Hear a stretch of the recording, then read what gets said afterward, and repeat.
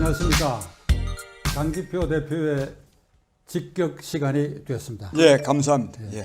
6월 14일 오전 11시를 넘기는 시간인데 오늘 첫 번째 화두는 6월 11일 국민의힘당 전당대회에서 이준석 대표가 압도적 다수 표로 이게 선출된 사실이 여야를 막론하고 한국 정치 전체에 엄청난 파란을 일으키고 있습니다. 이에 대해서 우리가 이제는 냉정하게 이 준석 대표 시대가 어떻게 전개될지 깊은 관심을 가져야 되는데 우선 엄청난 기대도 있고 또 한쪽에서는 우려도 있습니다. 제가 보기에는 기대가 크고 우려는 적은데 이거 교차되고 있으니까 오랜 경험을 가진 장 대표가 이 점에 대해서 한번 소신을 말씀해 주시기 바랍니다. 예. 말씀하신 대로요. 기대가 크고 또 우려가 있는 것도 사실입니다. 근데 저는 이준석 돌풍이 한국 정치를 근본적으로 바꿔야 된다는 국민의 말하자면 염원이 표출된 것이기 때문에 이준석 대표도 거기에 맞춰서 한국 정치를 근본적으로 변화시키는데 저는 큰 역할을 하리라고 생각합니다. 또 거기다가 또 이준석 대표는 그냥 젊기만 한 것이 아니라 상당히 똑똑한 젊은이였습니다. 그렇기 때문에 이준석 돌풍의 의미가 무엇인지를 그가 잘 알고 있을 것이기 때문에 저는 상당히 잘 대처하리라고 생각합니다. 근데 이것을 제가 몇 가지 나누어서 말씀드린다면 어째서 이준석 돌풍이 일어나느냐? 이것은 단순히 그 이준석 어떤 그 세대 교체, 젊은 사람들이 정치의 주역으로 나서야 된다고 하는 그런 세대 교체 바람보다는 한국 정치, 특히 국민의힘이 바뀌어야 된다.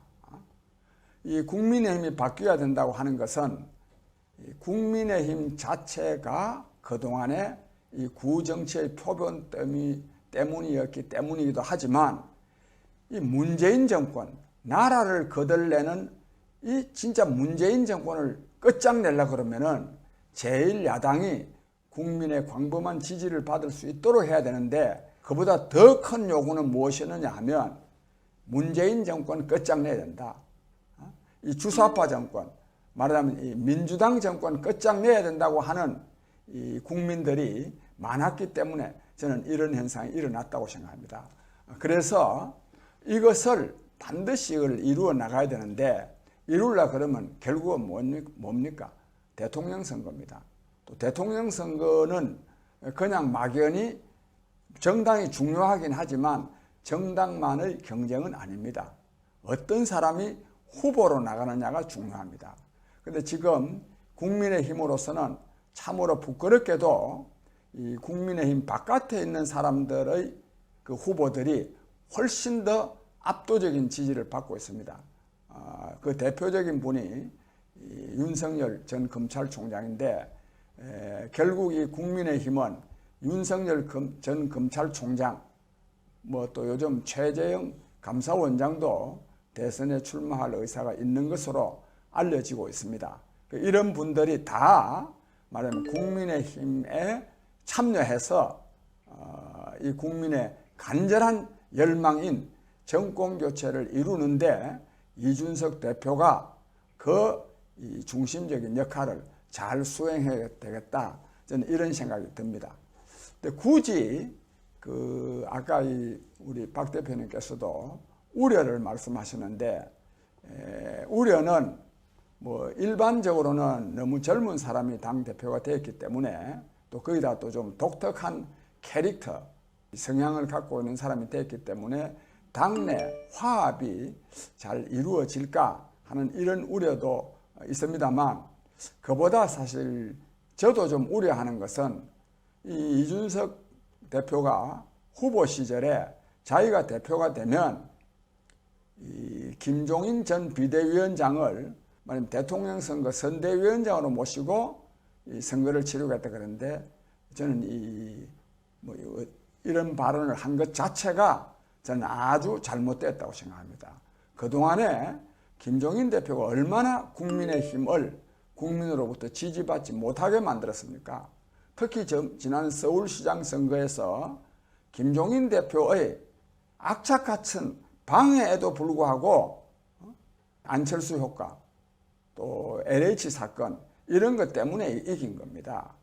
그런 사람을 정말 중차대한 대통령 선거에서 선거대책위원장으로 모시겠다고 한 것은 잘못이라고 저는 생각합니다. 근데 저는 뭐 이것도 이준석 씨 마음대로 되는 게 아닙니다. 이게 아니기 때문에 설사 그런 생각을 했다 하더라도 정권 교체를 바라는 또 많은 국민들의 그 요구, 그리고 또 국민의힘 안에서도 또 그런 것을 그렇게 해서는 안 된다고 하는 인식들이 많이 있을 것이기 때문에 저는 그런 일이 일어나지는 않으리라고 봅니다만, 그래도 이 당 대표는 또 막강한 권한을 갖고 있기 때문에 또 김종인 씨를 뭐 선대위원장, 선거에서 중요한 역할을 하게 하는 것으로 된다면 이는 뭐 우려를 넘어서 굉장히 그는 잘못된 일로 귀착되지 않을까, 그런 걱정이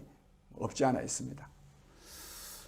기대가 또 크고 저는 잘하리라고 믿습니다. 믿고 싶다기보다도 잘할 것이다, 이준석 대표가.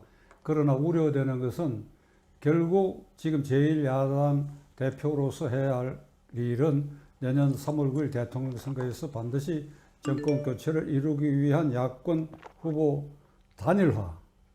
두 번째로 이 4년여 폭정을 거듭하고 있는 이 정권에 내년 3월 9일까지 가는 그 사이에 또 대통령 단일화를 이루는 그 과정에 두 눈을 부릅뜨고 문재인 정권의 폭정을 조목조목 항의하고 저항하는데 결연한 의지를 보여야 됩니다. 이 점이 혹시 미약하지 않겠냐 하는 그런 우려가 있고, 셋째로는 장 대표가 김종인 씨 얘기를 했는데 그 양반한테 민망한 얘기인데, 이준석 대표가 표면상으로는 다 포용하는 것처럼 보이더라도 만일 그런 사람을 중용을 한다든지 하면 잃는 것이 훨씬 많다. 그거 판단할 능력이 나는 있다고 생각합니다.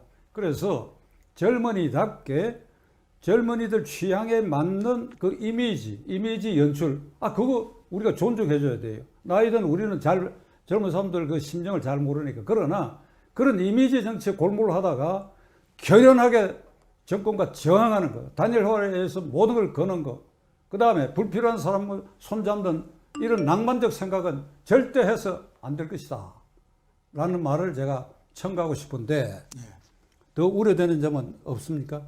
이준석 대표가 말하자면 그동안에 낙선도 많이 했습니다. 또 한국 정치의 여러 가지 문제점들에 대해서 많이 이렇게 봐왔습니다.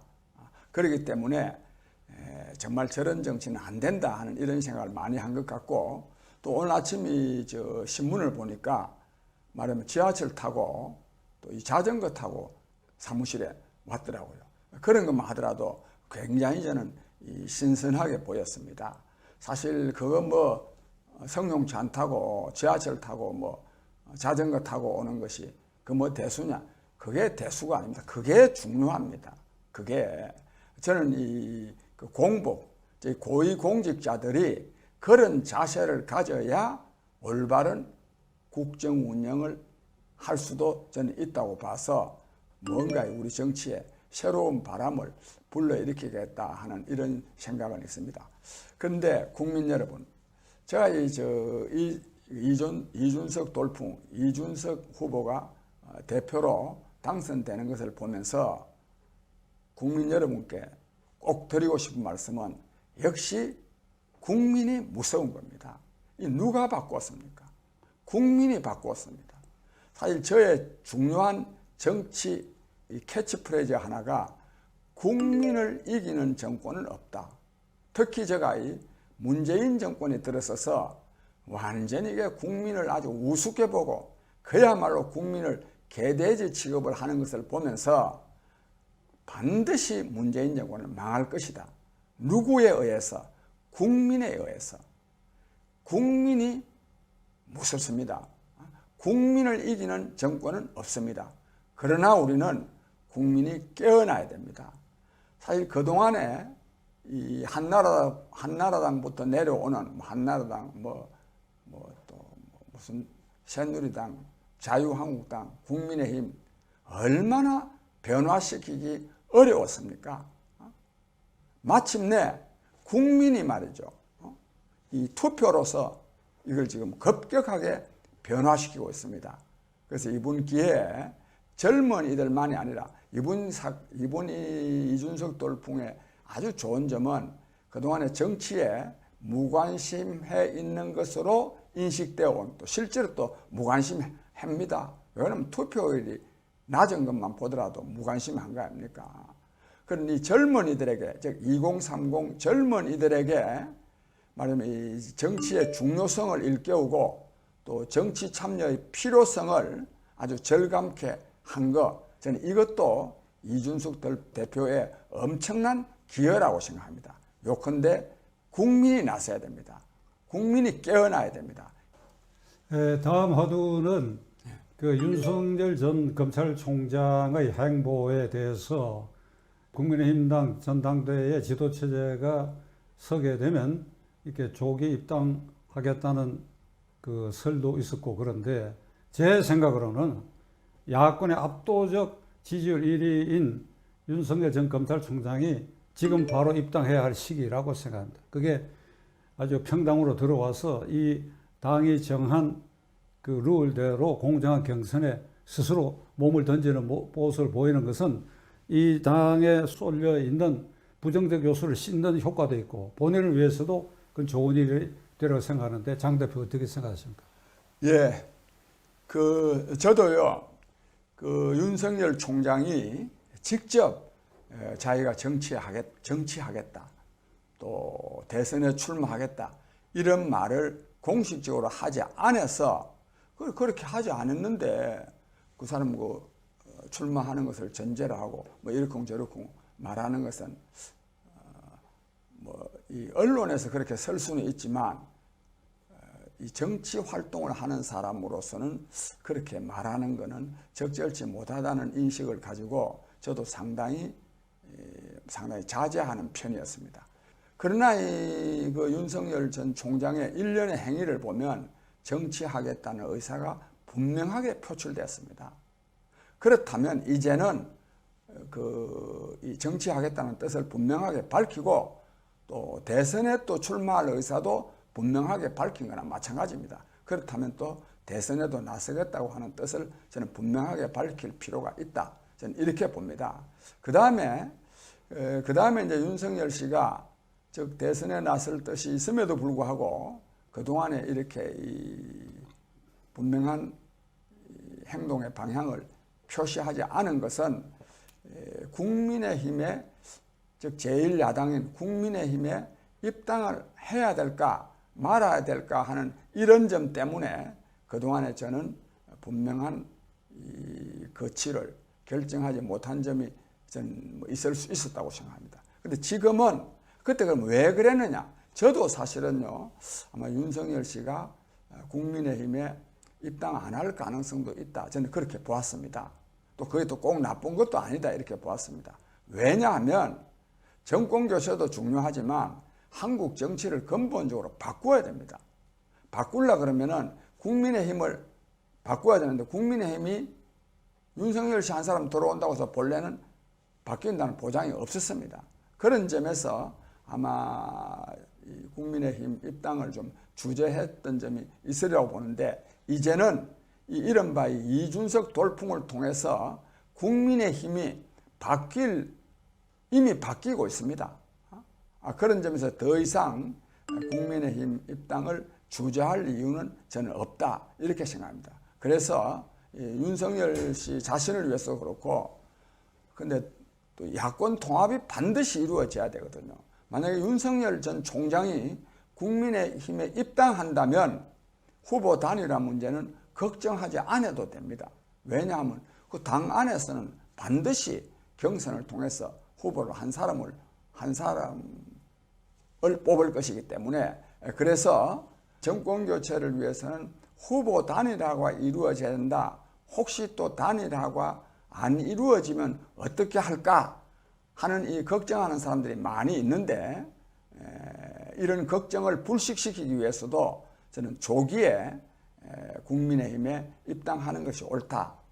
입당해서 대선 후보로서의 그 행보를 이어가는 것이 좋다. 저는 그렇게 봅니다. 그 윤석열 전 검찰총장은 야권의 유력한 대권 후보로 이미 부상했고 그런 점에서 그는 공인입니다. 그 공인으로서 대통령이 되겠다는 의지를 가진 사람은 이게 결단해야 할 계기에 결단할 수 있고 자기 절제를 할 수 있어야 되기 때문에 지금은 장 대표 말씀대로 국민의힘당 입당하지 않으면 뭐 프랑스의 마크롱처럼 나는 제3 정파를 만들어서 나가겠다고 하든지 그 분명히 해야 할 시점이다. 이 시점을 놓치지 말라. 네. 이런 말씀입니다.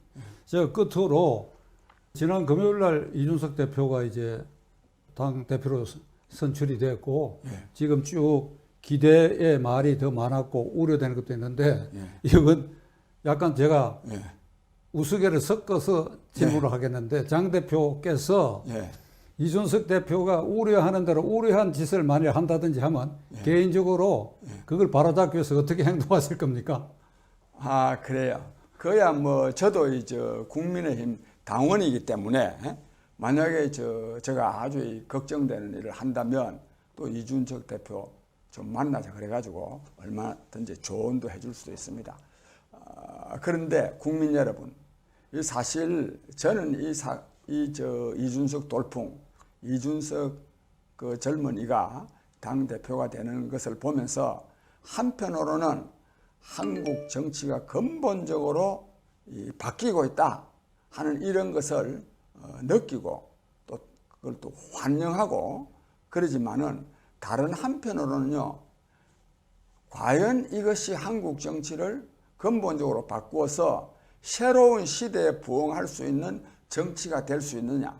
저는 그 점에 대해서는 근본적으로 회의하는 정도가 아니라 인정하고 있지 않습니다. 그 세대 교체로만이 이게 이루어질 거냐? 저는 굉장히 회의합니다. 더욱이 언론에 쭉 보면 2030 세대의 정치적 선택의 기준이 뭐냐? 이 기준을 주로요, 자기 이익과 관련돼서 선택한다. 개인이 중요하다.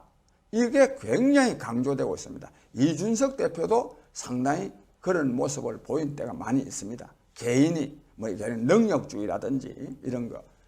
국민 여러분, 저는 이거는요 시대적 요구에 맞지 않다고 생각합니다. 지금 너무 이 개인주의가 강조가 되면 이는 옳지 않습니다. 또 이렇게 강조되는 이유가 있기는 합니다. 왜냐하면 사이비 진보 세력인 문재인 정권이 너무 국가주의를 너무 내세우니까 이에 대한 반동으로 개인이 중요하다.